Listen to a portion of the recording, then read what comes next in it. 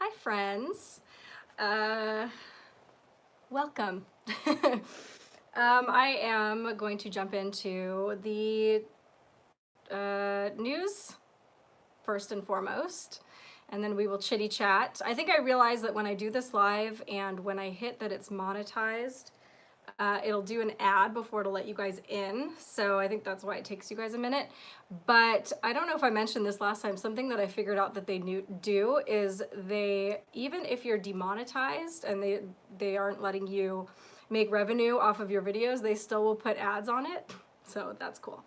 And I can see there that the chat, this one is a little bit behind. So it looks like my chat is going to be a little bit behind tonight too. So no big deal. We'll roll with it. We first have some news on, hi. Yes, I know, I'm wearing lipstick.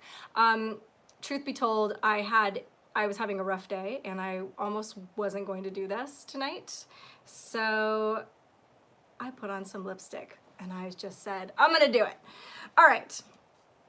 So Ilhan Omar, an article came out yesterday reported by the Jerusalem Post that was saying that she was said to have passed information to Qatar, which was subsequently handed along to Iran. So it's interesting because I follow a guy, his name on Twitter is called the Imam of Peace or Imam of Peace. His name is Imam, or his title, Imam Tawhidi. And he had been posting about this about 6 months ago. I put a link to his thread from 6 months ago where he called all of this stuff and he said that this was going to happen and this was all going to come out. So yesterday it was reported by the Jerusalem Post because these claims came out during a testimony by actually a Canadian businessman. His name is Alan Bender. And Alan Bender has a bunch of different connections. He was born in Kuwait. He has a bunch of connections to very high level people, not just in Canada. He's friends, I guess, with Justin Trudeau, but he also has a lot of connections in the Middle East, etc. And he was brought in to testify against let's see, it was the Sheikh Khalid bin Hamad al-Thani.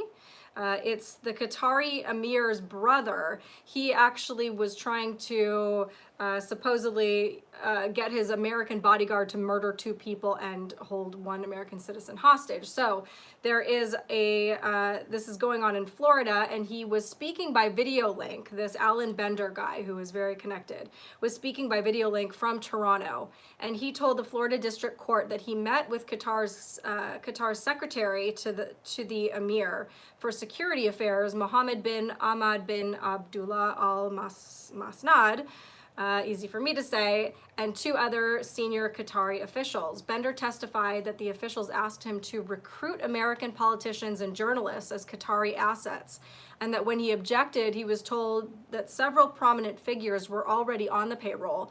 And Ilhan Omar was described as the, quote, jewel in the crown, he said. The deposition shows he further told the court that during a 2017 meeting with Turkish President Erdogan, Omar swore allegiance to him. And at the time, she was a junior state representative in Minnesota. Omar was also said to have passed information to Qatar, which was subsequently handed along to Iran, and was actively involved in recruiting other American politicians to likewise work for the West Asian Islamic country. Bender testified. So this is very explosive. I mean, depends on who you ask, because that is just the way things are these days. Imagine if this kind of testimony had come out about, like, I mean, literally any congressman or woman on the right. So the Imam Tawhidi put out this tweet 6 months ago calling this.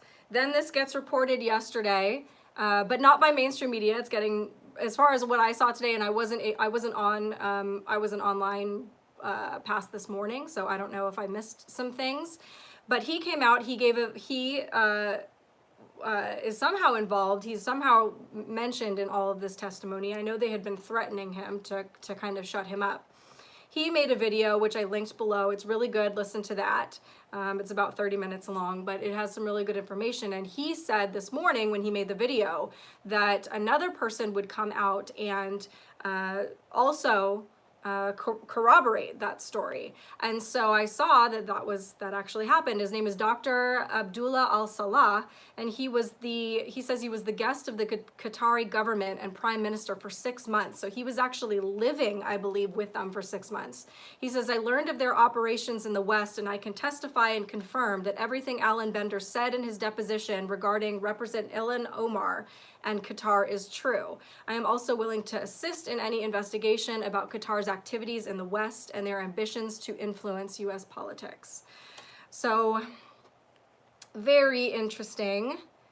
Even if Bender is a shill, and Ilhan Omar is totally a plant. Well, there have been a lot of scandals surrounding her throughout her short stint in Congress, and so, or I mean, you know what I mean. But anyway, she definitely has some interesting stories floating around about her. So I will be surprised to see this get swept under the rug. I think that this actually is going to make it into the mainstream media. I hope that this is handled properly.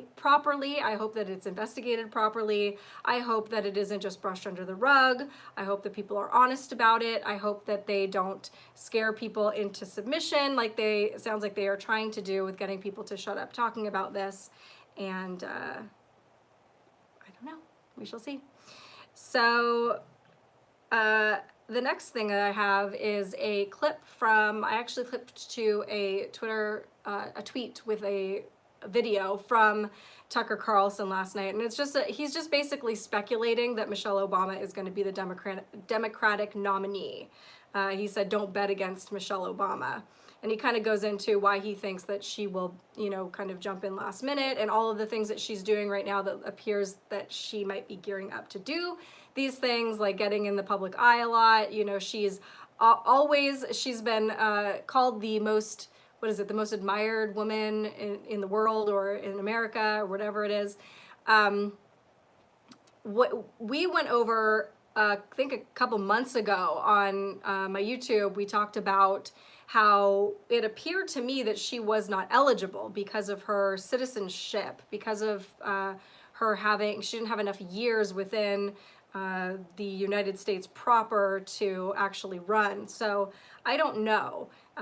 It would be kind of funny if she did, I think. I think it would really shake things up.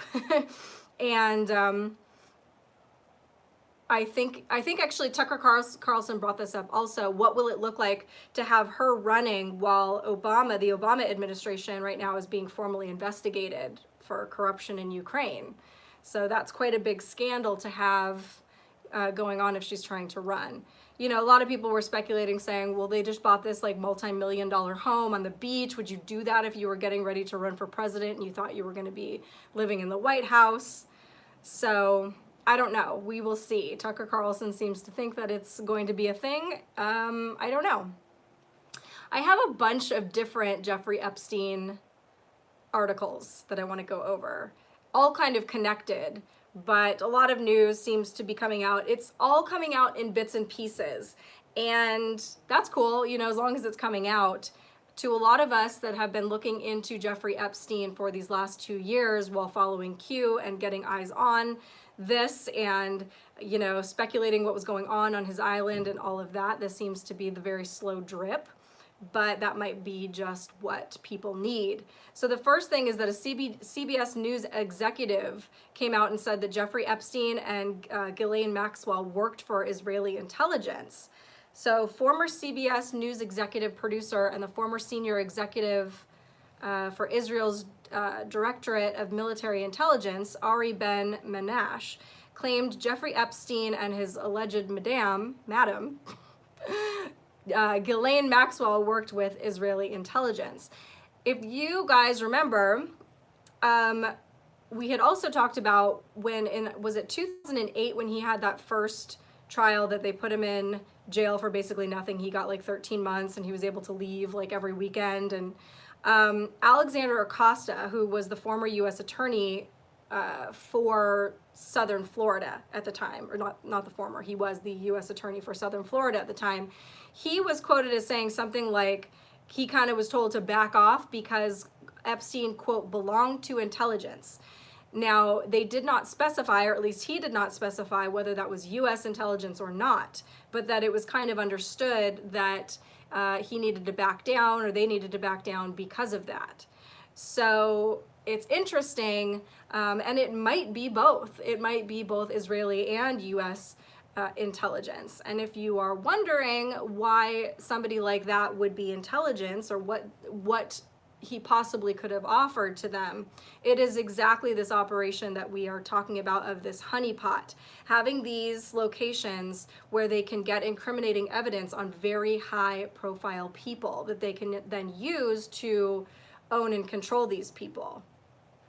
That would be a very strong asset to the intelligence community and these elite people that want to control people. So another thing is that Ghislaine's father, Robert Maxwell, he was a publishing tycoon. He also was known to have links to British intelligence, the KGB, and Mossad, Israeli intelligence.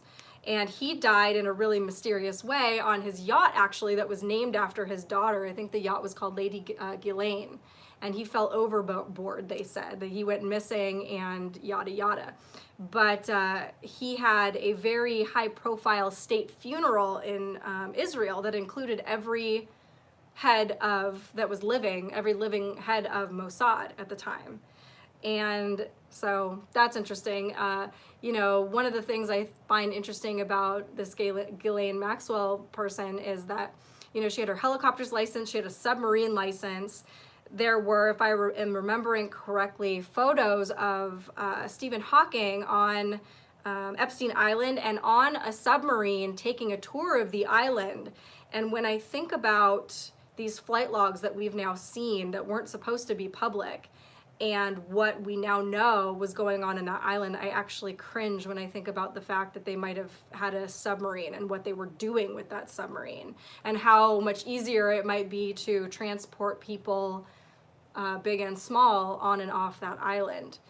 So another thing that came out about Ghislaine Maxwell, it's said that she is now set to come out of hiding and reveal all to the FBI. Sources say the sex slaver's madam, 57, aims to emerge from hiding within days. Sources say she's set to defend herself and the prince. So on one hand, you know, they're gearing this up saying, oh, she's getting ready to reveal all, but just in case you were wondering if she was getting ready to spill the beans on herself and Epstein or anybody else, it really doesn't sound like it. It sounds like she's coming out to defend herself. They're literally saying that she's preparing to speak. She has the right to defend herself. She has no option. She will have to address the guilt by association, which it is not guilt by association. She was literally named specifically by victims of Jeffrey Epstein. So it's not just because she's been seen in pictures with him that the finger has been pointed towards her. It is because she's actually been named. Also, another couple, was this 2 articles? I can't remember. But there was,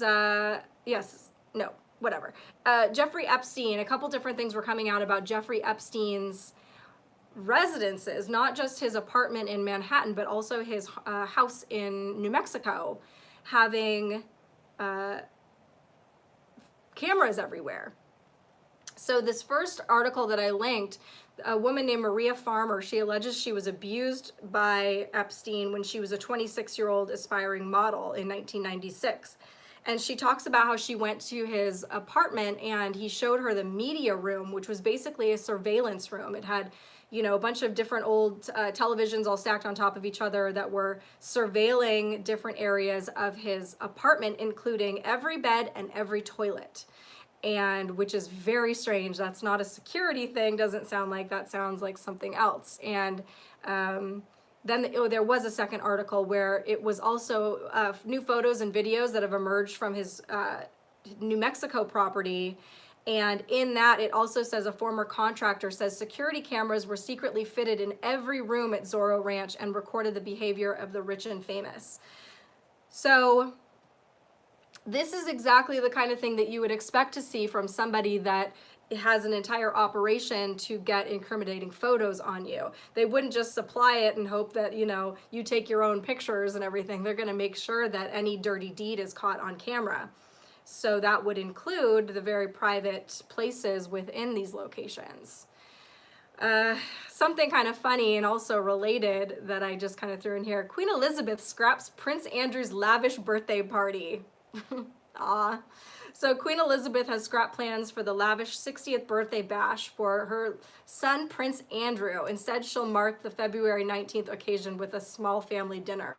The downsizing comes a day after she stripped Andrew of his royal duties and booted his staff from Buckingham Palace in the wake of his disastrous recent BBC interview on his friendship with pedophile financier Jeffrey Epstein. So he's not going to get his birthday party. I've been watching that show, The Crown, and I think I actually started watching it before I was following all of this stuff, and, you know, back when I thought the monarchy was just this, you know, beautiful, elegant, old-fashioned thing. And it's really kind of striking me how much they're trying to gain sympathy for the character of this queen and make her seem like she is human and feeling when everything she projects is the absolute opposite. In fact, the last episode I watched was, if you guys watch that show and you haven't started this most recent season, there's an episode that's like four episodes in, I think, that is about a disaster that actually happened in Wales that involved over 100 children, and it was very hard to watch. I was not prepared for it. I sobbed, and so just warning you there. But then also kind of sick knowing that this thing happened and that we're still using it to, to make her look good. So anyway, those old people. Bill Barr, Attorney General William Barr revealed Thursday he'll be willing to take the administration's fight to restart federal executions to the Supreme Court if necessary. Barr's comments to the Associated Press came after U.S. District Judge Tanya S. Chutkan ruled Thursday to postpone 4 of 5 scheduled executions for next month. The 5th already had been halted. The Trump administration appealed the decision. If the government were to win the appeal, the executions could begin as soon as December 9th. That's an interesting date. That might be when the IG report gets released. Not that I'm saying the two are connected that directly, but I do think it's interesting that Bill Barr is pushing for federal executions. This was something funny, that a headline, I saw this happen in real time. I saw this come out, and then I also saw it go bye-bye. So a headline this week was that the U.S. has the world's highest rate of children in detention, per reports about a UN study on migrant children detained at the U.S.-Mexico border. The AFP and Reuters retracted and removed the story, not because the data was false, but because it was from 2015. Well, who was president in 2015? So this is an interesting kind of commentary on fake news. They didn't change it. They didn't correct the story. They deleted it because the villain was not Obama in this after all. It was, it was not Trump, it was Obama. So suddenly it became not newsworthy, I guess. AFP and Reuters, yep, I got all that. And anyway, so the monster wasn't Trump, it was Obama, so they just deleted it. I have another thing about fake news. I think at the bottom, I have a couple things actually at the bottom. I'll get into those. A Chinese-made infant flesh capsules seized in South Korea. I put this on my Twitter. the other day when I came across it. The dried flesh of dead infants appears to be the not-so-secret ingredient in a health supplement that's reportedly being smuggled out of China. The performance enhancement pills, touted for increasing vitality and sex drive, have been found in the luggage of tourists and in international mail, according to South Korean authorities. They say they've confiscated nearly 17,500 of the human flesh capsules since last August.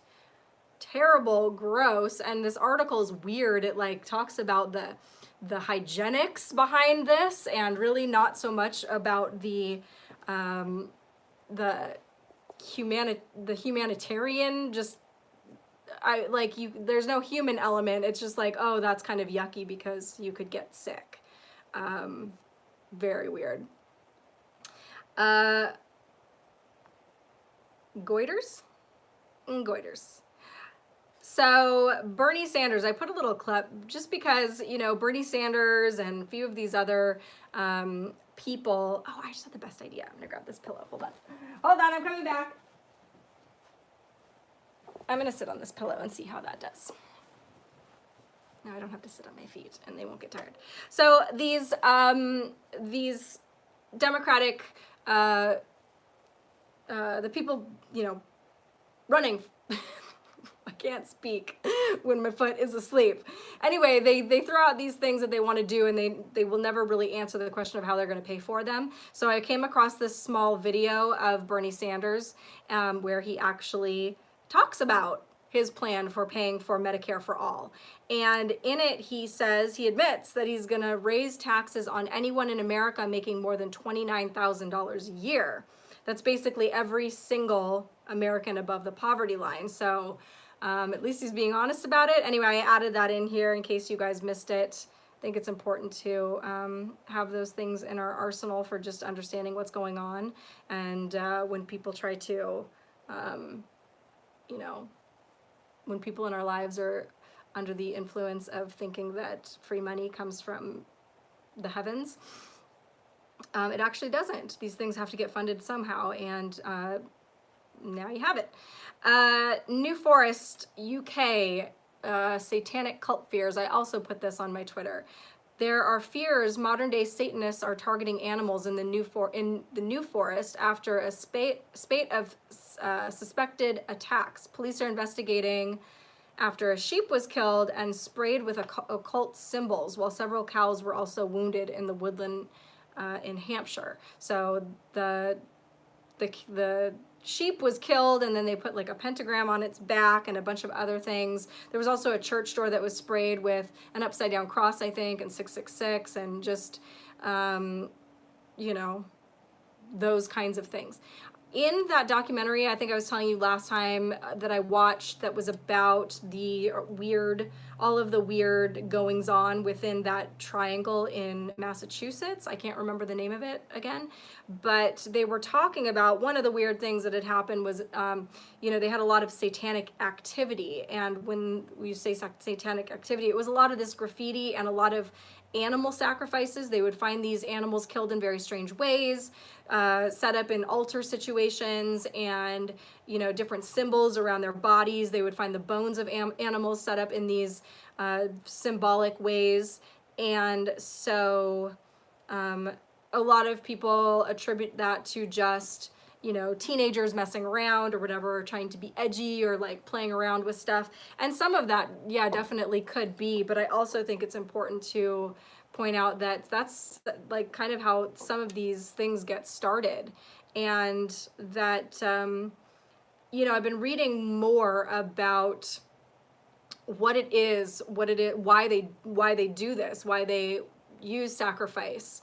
And it has a lot to do, I think, with an energy that is released from the animal or human being, and they think that they can somehow siphon that power, or they are sacrificing it to a power that is able to siphon that power away from, or some kind of entity that is able to siphon that power away. And actually, the more tortured and afraid and traumatic the more of this loosh or whatever it's called gets excreted, and they can somehow harness it, or they at least believe they can. And I know that sounds crazy. Actually, interestingly enough, the same day this came out, Trump actually just signed a bill making it a federal offense to hurt animals. So this wouldn't have anything to do with that, but I do think that that's interesting, thinking along the terms of that some of these people start with that, or that some of these people that maybe have had their supply dried up might resort to animals if they can't get their hands on what they're really after. So yeah, gross. Former Baltimore mayor hit with federal charges in children's book scheme. So we went over her, I believe.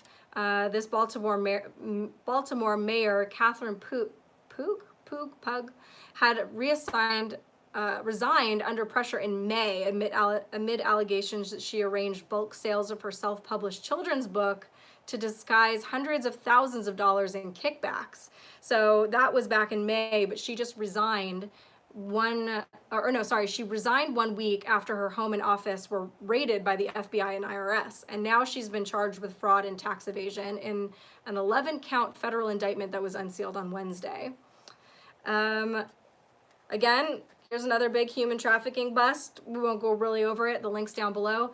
Over 21 people were arrested in Independence, Missouri as a part of a big trafficking sting. You can look that up below.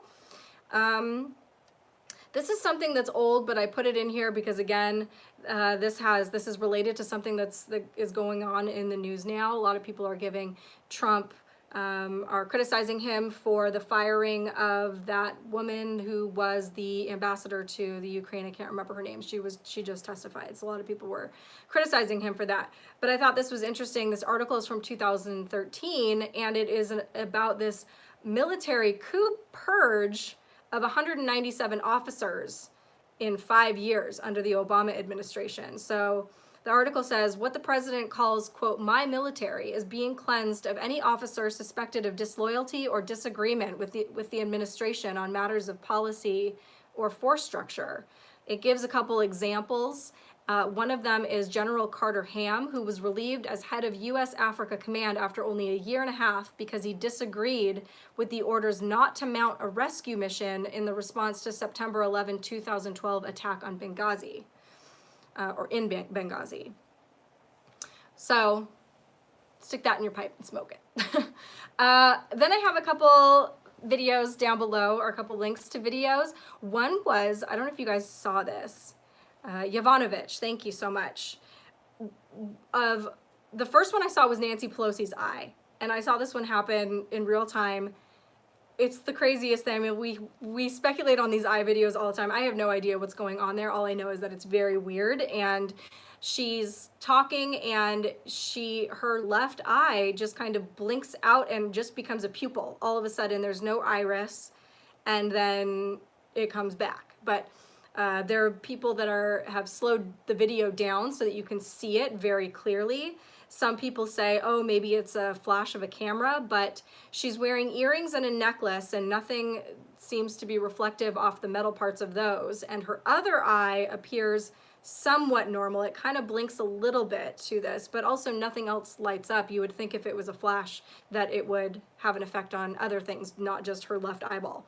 And then I saw somebody else posted under one of the tweets that I found a video of it happening to Hillary. And I remember this too, but I hadn't seen this in a while. And the Hillary one is really pronounced and obvious and strange. That one's not slowed down, but it doesn't matter. It's still really obvious. So I've got the links to both of those. I wish I could play them for you guys. But very interesting. Another thing you guys will probably like is an article I put down below about NASA finding or showing this unexplained sound waves in a cloud over the Atlantic. And it really does look like some kind of sound wave or some kind of very fast craft went over it. It looks like the ripples from, almost like if you were to freeze. You guys just go look at it. You'll like that. I also have a link to a thread down below that actually two threads that I thought were really great that I came across. One is by Praying Medic, and it's a thread on Lindsey Graham.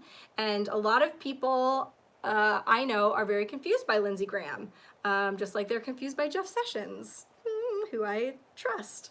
But Lindsey Graham is an interesting character because a lot of things that he says he seems like he's really in this powerful position. He seems like he's got a clear head, and then he kind of flip-flops, and so people are confused. He also, once upon a time, was like this never-Trumper, and now he has switched his tune. I think it had a lot to do with the death of John McCain.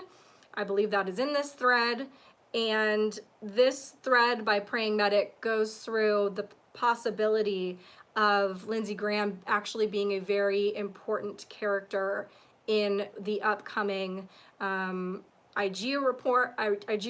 This, you know how Q has always told us that the House was the Senate was the goal, and that these things do ultimately get turned over to the Senate, and it's important that we have you know, a person like Lindsey Graham or in that position to be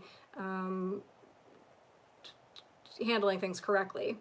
So that's an interesting thread. There's also a really great thread on Project Looking Glass and Bill Wood. So last week I posted a video of this guy Bill Wood talking about Project Looking Glass. He is a whistleblower, and Q had recently brought up Project Looking Glass, and so we were diving on it. We've already looked into this previously, but this video came up of Bill Wood, and there are some interesting things about Bill Wood. There are things that he's been accused of, and so this thread not only goes over the Project Looking Glass stuff, but it also goes into possible reasons that obviously Q knew when we started to all go looking for a Project Looking Glass information on it, that we would come across these videos of Bill Wood, and that, you know, we would get eyes on him. So it's interesting take on it. And I don't know if you guys know this, but these threads on Twitter, I know a lot of you guys aren't on Twitter. I do try to link to the Twitter rather than the Thread Reader app, just because if you are on Twitter, I think these people do deserve likes and retweets, etc. But there is something called the Thread Reader app. You can follow it on Twitter, and if you're ever reading any of these tweets and it's just too long, you can actually comment under it and say unroll after you tag them, and it's this bot thing that will compile it into a thread that you can read then on a separate page. It'll have all the links there. It's really great. And then also, I noticed that at the top it'll tell you how long the read is. So it'll say like 36 tweets. This will, you know, it's like an 8-minute read or whatever. So I thought you guys should know about that. I also put a link to the White House tweeted. So you know how every year they like pardon a turkey at the White House for Thanksgiving? And last year, what was it last year? I think it was peas and carrots. Was that who it was? Anyway, they always have like, you know, cutesy names. And this year, the White House has a tweet asking us which turkey we think they should pardon. And the turkeys' names are Bread or Butter. And Bread, you could look at as a very kind of cutesy nod to the Anons and like 8chan and all of that, because you know, we call the threads breads. So I thought that was cute. I put a link to that down below. Then I have reading the chat right now. I have, so this is something that I came across that I just thought was funny. This is the other fake news study that I wanted to share with you guys. So I came across this tweet of an article that was about these smugglers that cut a hole in the border wall.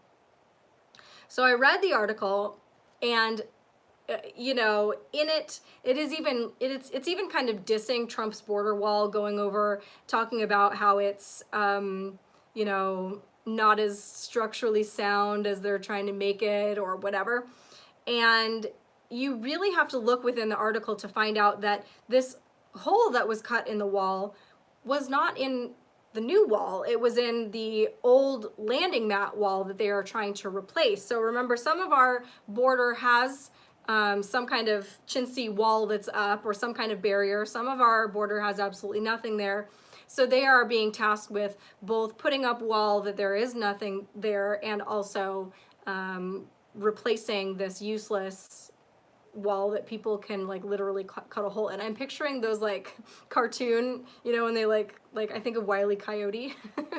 Anyway, so within the article it says interim chief in San Diego sector Douglas Harrison told the Sacramento Bee that the quote breach of this old landing mat wall is illustrative of the need for more hardened infrastructure with greater impedance and impedance and denial capabilities to keep the area secure. So basically he's saying this happened in the old wall. It's showing us why this old wall needs to be replaced. It's not good enough. These people can get through it. So I went back to the tweet because I just had a hunch, and I looked at all of the comments replying to it. And sure enough, every single one of them was making fun of Trump, obviously thought this was Trump's wall, gloating, saying, you know, I knew this wall was going to be as cheap as, you know, blah, blah, blah, which actually I found out something interesting.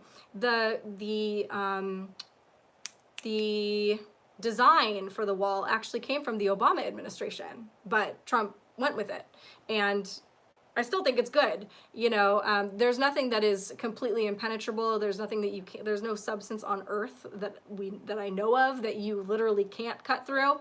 But it is pretty solid, and in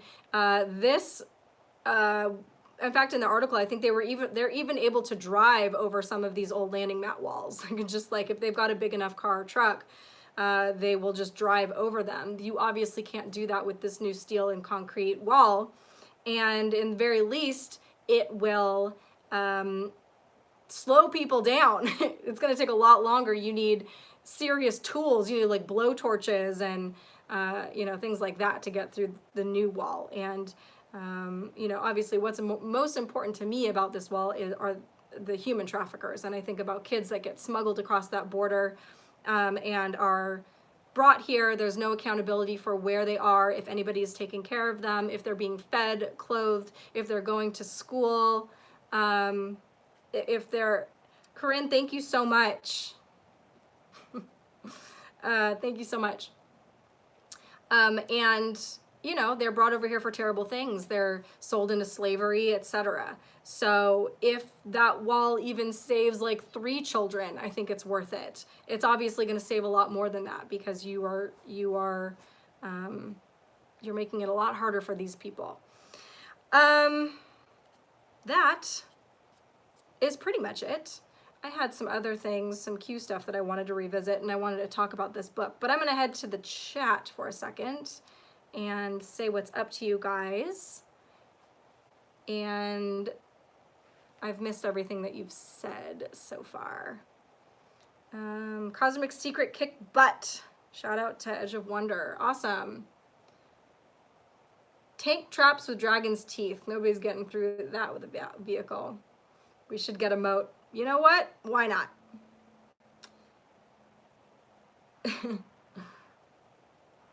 Hi, guys.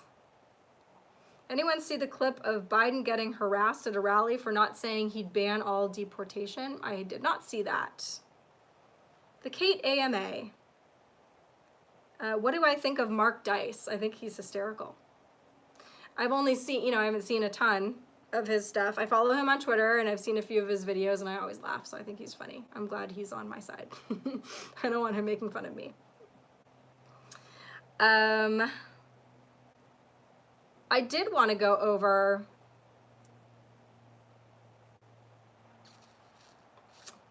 Cosmic Secret isn't available on Google Play for some reason. I don't know about that. I don't know if Rob is in here, but maybe he could help you with that and tell you where it is available. PewDiePie has been promoting Epstein didn't kill himself in multiple videos. Good stuff. Oh, speaking of that, somehow, it just made me think of this. So one of the things that Q had linked to this week was actually, there's a guy that I follow. I've mentioned him a lot on here because he's one of my favorite Twitter accounts to follow. He gets deleted, his entire account deleted like every couple weeks. So I think he's on his 15th account now.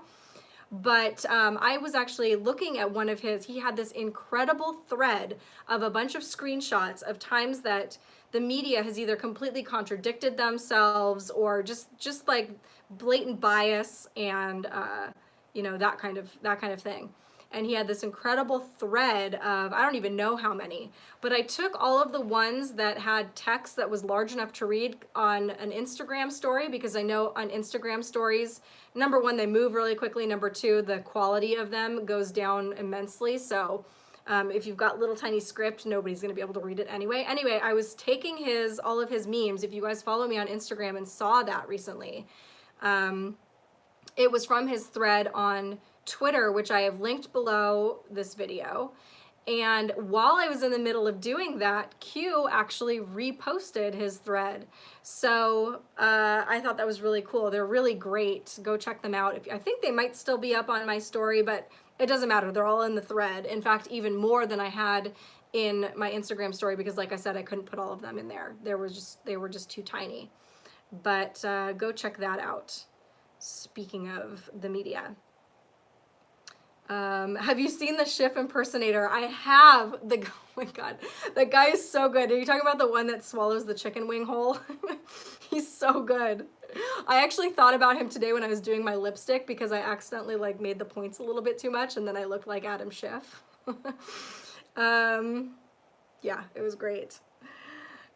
So another thing that I didn't get to go over, last week, I just wasn't feeling it, and I kind of skipped over a bunch of Q stuff that I really would have loved to go into more. The whole Project Looking Glass thing, that's the kind of stuff I love.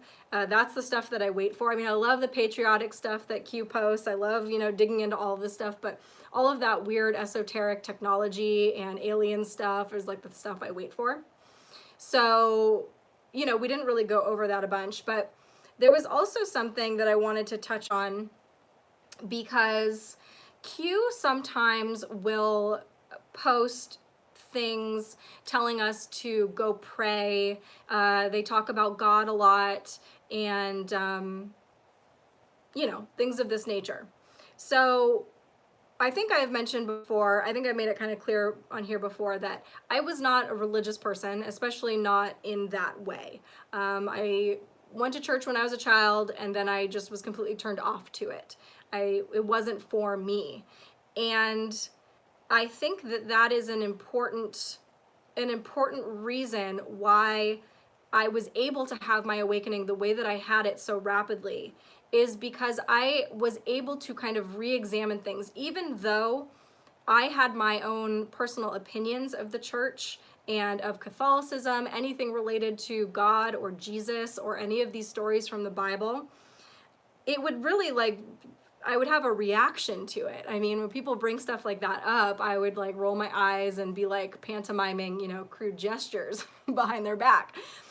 But one of the most important things in this, I think that every single one of us has some kind of a reaction in our mind when we talk about God or the Bible or Jesus, or if somebody's quoting the Bible. People tend to have a visceral reaction to that. They're either like, oh yeah, that's, you know, that's my thing, or it's very much not their thing.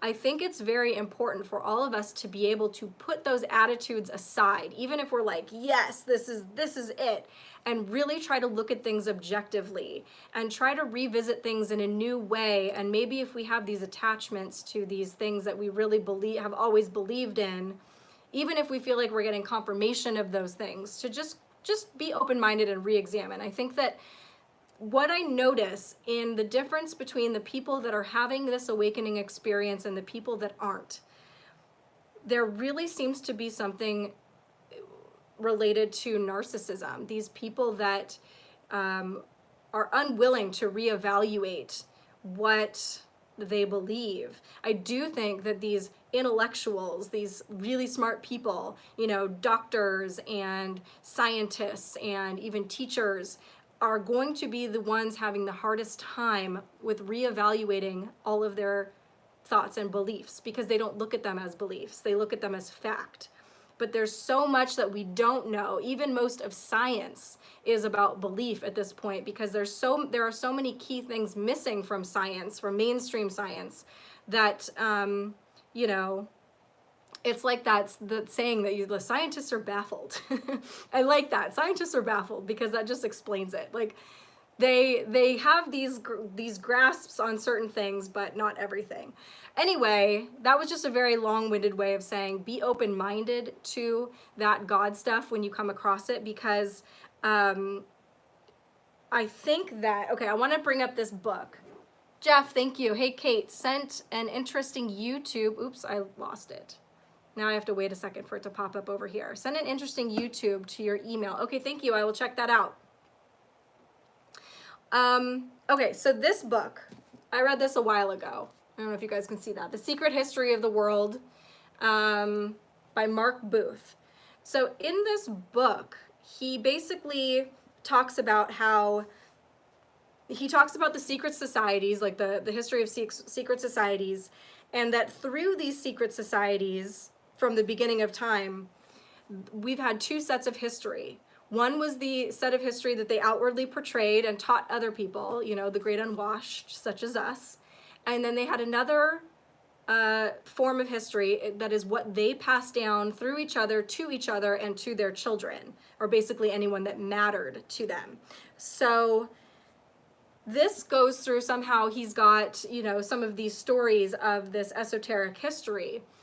And one of the things that just really resonated with me and I loved when I read this was when he talked about when the earth formed and it was like a gas and then a liquid and then it started to become solid, and basically talking about the formation of the earth, and even that was happening simultaneously to humans being here, even though that is not obviously what we are taught. That, you know, human bone was more like a pink wax-like substance. It wasn't so solid. The earth hadn't really solidified. And that our pineal glands were much larger and closer to our frontal lobe. And that, coupled with the, you know, thinner kind of permeable, you know, structure we had of our brain, made us more able to connect with each other, almost on a psychic level, if you want to call it that.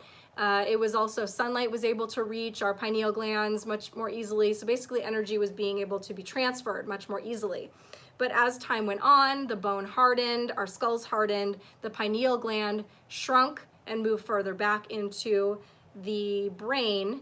And then basically what he describes is that we were kind of tribal before that happened, because we could automatically feel each other's feelings. We didn't have to imagine what somebody else felt like. We had no need for empathy or even sympathy, because we were already so connected that we felt that. But as that happened and we got separated from each other, we were in danger of being completely closed off from each other. So in this kind of version, I guess you would say, he talks about, you know, we had only a love for our fellow man in the same way that wolves will like protect their own, or protect, you know, the ones that are their like immediate tribe. But we didn't have any empathy for other human beings. We didn't have any you know, respect for human life. We were just completely disconnected as a human race. And that was the time in which Jesus Christ was born. And I even like choke on the words a little bit when I'm saying these things, because if you knew me like a couple of years ago, to even be like sitting here like, oh my God, I'm going to be sitting here talking to a bunch of people about Jesus and like his messages, it would be baffling to you. But I think this is so interesting, and that Jesus, whatever you want to look at him as, the Son of God, which never really made sense to me, because I'm like, aren't we all the children of God? So I don't know, but that's not really saying much about that's more saying about me, because I have never read the Bible. I don't really know some of these things that sound like they're contradictions to me. That kind of makes sense, because I really don't know what I'm talking about. All I know is that was what I was told when I was a kid, and that I was always like, huh?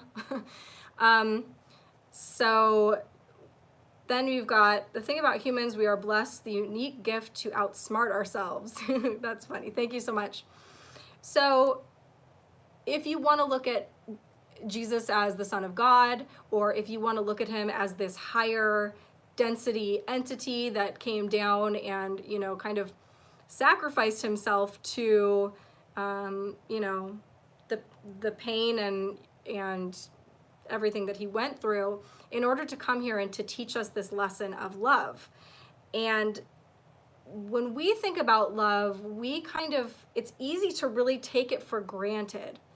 But if you can imagine a time in which there was no such thing as love, you loved whoever was in your family, I guess, or whatever, whoever was going to protect you, there was that kind of love. But the thought of loving your neighbor, so to speak, or the thought of loving somebody that had nothing to do with you, it wasn't going to be a benefit to you, it wasn't going to keep you safe, it wasn't going to keep you more secure, it was just about loving other people, was completely revolutionary at the time. When I was reading that in this book, it blew my mind for some reason. I'd never really thought about it in terms like that what Jesus was talking about was totally revolutionary. And that was a great awakening on its own. And it was like the redemption of humanity, because without love for each other, we do all kinds of terrible things. And there's no guidance. There's no guidance of what not to do, other than, okay, that's going to kill me.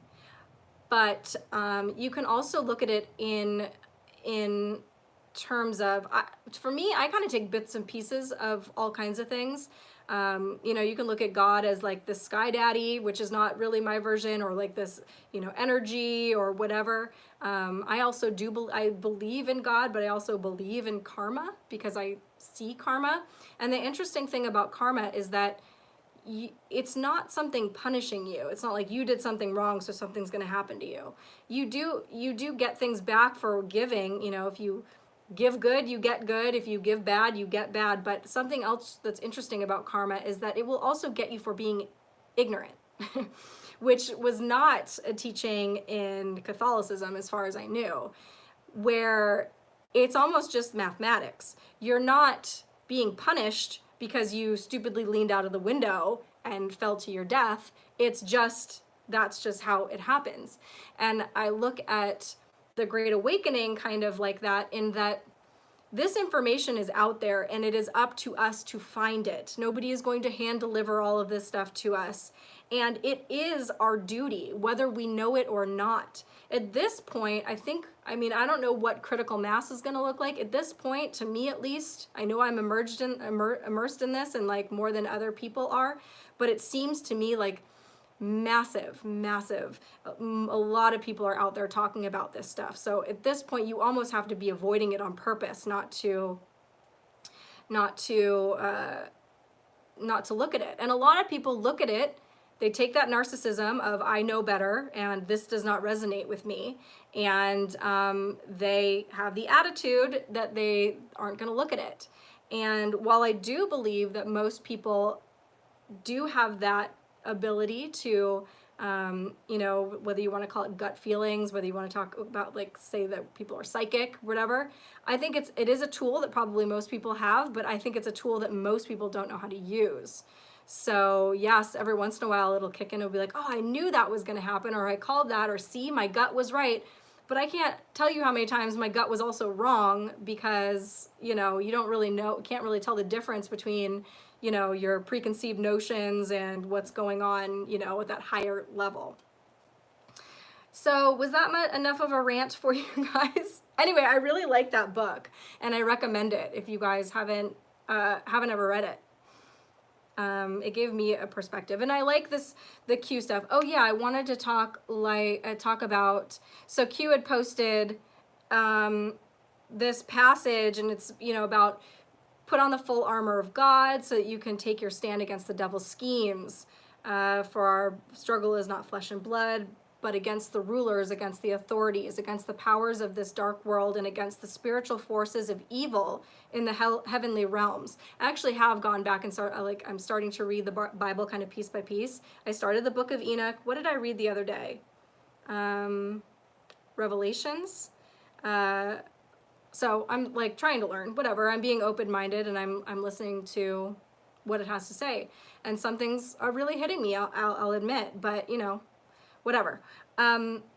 This I think is important when Q tells us to pray, that ties back into one of the things that Bill, what's his face, was saying in the Project Looking Glass video, Bill Wood, where we don't know, one of the things that's been hidden from us, one of the things that we don't know is how powerful our consciousness is collectively, and how it's been used against us by getting us to believe things that we fear in a way that we actually manifest them, or we make them more easily manifested here on earth.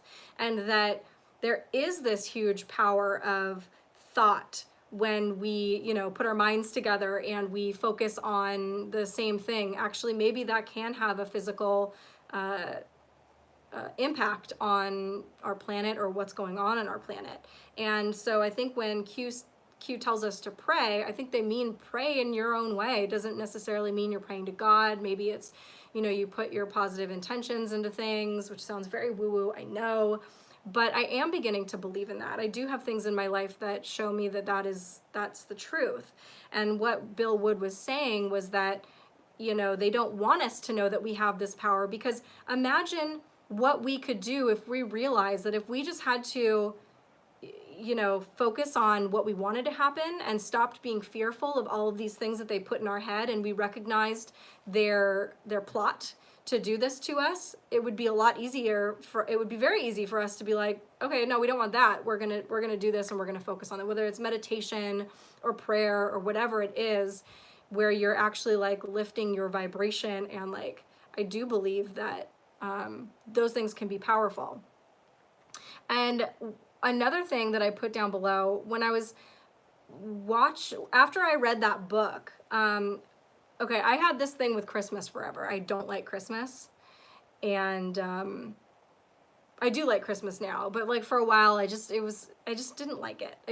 I wasn't a Christmas person, and I really didn't like Christmas music. I still don't really like any of those really commercial songs. I will leave a store like there is a grenade if Santa Baby comes in on or Jingle Bells or any one of those. Anyway, but for some reason I always really liked the religious Christmas music, which is weird because I was not religious at all. In fact, I was really turned off to it. But listening to the song Oh Holy Night after I read that book and that take on basically what Jesus Christ was here to do and teach humanity, I listened to that song, which it's always been something that made me emotional. That song, no matter what, makes me emotional. And then I have a completely new take on it now. So I put a link to one below. There are so many different versions of Oh Holy Night, and actually they're all really good. You know, there are almost every musician out there has put out their own rendition of it. I really kind of like all of them, other than maybe Mariah Carey's, because she just sounds like an old slut, but kind of takes the magic away. But actually, speaking of Mariah Carey, do you guys remember, I don't know if you guys know this, but I might as well bring it up because when am I going to talk about Mariah Carey again? Mariah Carey's sister actually came out and gave an interview a couple of years ago talking about how when she and Mariah were children, that their aunt used to come and get them from their beds and take them to this place that looked like an old castle where there were these rituals happening, and that they would be sexually abused, and that there would be other children there, and that these people were cloaked. And anyway, I don't know her sister's name, but I read that a couple years ago, or maybe last year. So just a little interesting aside. But anyway, of all of the renditions of Oh Holy Night, I really like the choir versions of it. Just super powerful. Like the fall on your knees part is just like it doesn't matter who sings it, that gets to me. And especially it's almost like the more people the better. And I literally went through YouTube and watched like maybe 50 different videos of all these different choirs singing. And I put a link below to just, you know, to a choir. It's a choir of boys, and it has the lyrics on it. And a lot of the versions of Oh Holy Night don't do the full song. But I believe that one does have the full song. But an interesting thing about that song was that it was written by a guy who was not religious. there was a church in the town that he lived in. I believe he was French, and they had just got a new organ, or they just got their organ fixed or whatever. And so they wanted this Christmas music, whatever. They actually asked him to write a Christmas poem, and that is what he wrote, and then they turned it into a song. So, but keeping in mind those things that I told you about in that book, next time you get a chance, listen to that song. Like, not when you've got like a million other things going on, but if you can get a minute to just kind of put some headphones on, that's my favorite way to listen to music, and listen to it. If you don't cry, then you can unsubscribe from my channel. I'm just kidding. Ave Maria, yeah, those things will hit ya. I don't know why that one is just really powerful to me, the O Holy Night one. Awesome. Was there a UFO above the White House? I don't know. I haven't seen. Oh yeah. Are you talking about, there was the White House was on lockdown this morning because of something got into the airspace that wasn't supposed to be there. But then they came out and said that it was not whatchamacallit, not hostile. Big Hair Tsunami, thank you so much. Good to see you. Carl, good to see you. Watch the video I just linked. Mark Lowry singing Mary. Did you know? Okay, I will do that. Disclose the painting. There's nothing to that painting, I promise you. It's like it could have been from Home Goods. Like, it wasn't, but it might as well have been. Like some mass-produced thing. Back in the day, there was a bunch of UFOs above the White House. It was Hillary riding her broom. Love it.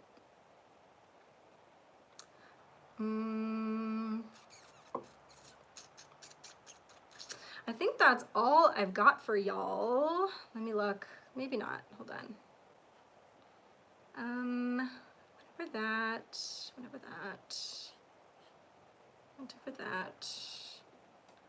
Unless you guys have any questions. Hi from Canada. Hello, Canada. Josette Caruso on Instagram. Okay. You guys want to see the whole painting? Okay. Ooh. That is the whole painting. Just some dude. Just some dude.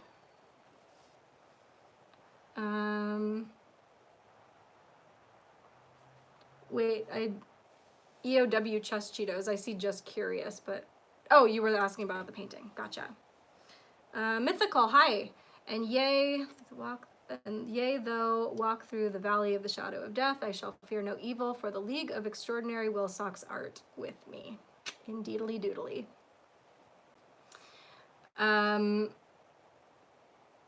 Kate is on it with the shirt game. Yeah, you guys like my Jeff Sessions shirt? I thought that would really confuse some people. I can't wait to wear it to the gym and get those looks. Like, she's serious. Because there's people on both sides that don't get it, right? I love him. He is our stealth bomber. I do believe it. Where is the Tesla painting? The Tesla painting is still rolled up and in my hallway. Verses like 1 Timothy 2:12 and Numbers 31:17 make me a little wary of the Bible. Food for thought. I have no idea which ones those are. I probably won't remember. I don't know if I'll ever get to that. Right now I'm just reading specific parts of the Bible that people are telling me to read. And I don't know if I'll ever read the whole thing, to be honest. You know, religion's religion. I only really know a little bit about Catholicism and Buddhism because I was raised both. Most of the people I grew up around were Jewish in the area that I lived in, but they didn't talk to me about their religions. I went to, like, you know, temple with them every once in a while and like bar and bat mitzvahs, but we didn't really talk about the meaning of life much when I was 7. I do have a memory of going to a sleepover party when I was like 13 years old, and one of my friends who is Mormon ended up telling us the story of how the world was going to end, and it was the first time. I'm 13 years old. It was the first time in my life I called my mommy and had to go home. I was so freaked out by what she was telling me that I had to go home. Couldn't handle it. I don't know if that was just her version of things. I really don't know. I did see the Book of Mormon. That was a funny play. But yeah, I don't know really a ton about lots of religions, although from what I gather, it seems like every single one of them pretty much is based on these same principles that I think that we can all agree with. And then I also think that once you get this larger perspective, you can clearly see how they've each been infiltrated in their own ways by bad people. And so, you know, from my experience, Catholics and Christians, you know, are good people. And then, but you look at the Catholic Church especially, and it is so corrupt, and so many bad things have happened in the name of the Catholic Church, etc. But I will say that, like, when I meet Christians and Catholics, that those people really do seem to be people that put their money where their mouth is when it comes to practicing what they preach and being kind and giving and all of those things. So, you know, no judgment of any religion, and I will listen to any of it. I don't really, I'm going to make myself be open-minded to all of these things, because and put my own kind of thoughts aside of what I think they are, even what I think they're being used for, because the root is what's important. I don't think it really matters if we all believe the same thing. Freshman class, I took a Religions of the World, and that's when I lost my religion but became spiritual. Interesting. Yeah, I have a book series that's like a book on every major religion, and I'm always like, I'm gonna get to that, but I haven't. But the books are pretty colors, so they look great on my bookshelf. Oh, yes, I'm very brave to live chat during a Trump rally. I know it, but I gotta stick by what I said. I said I'd do this on these nights, so I'm gonna do this on these nights. Best idea, always have an open mind. Positivity and kindness are my motto. Y'all have a great night. Thanks, Kate. Yeah, guys, I'm gonna actually beat it too. Thank you guys so much for being here. I'll be here Tuesday next, and I love y'all. You're the best. Bye.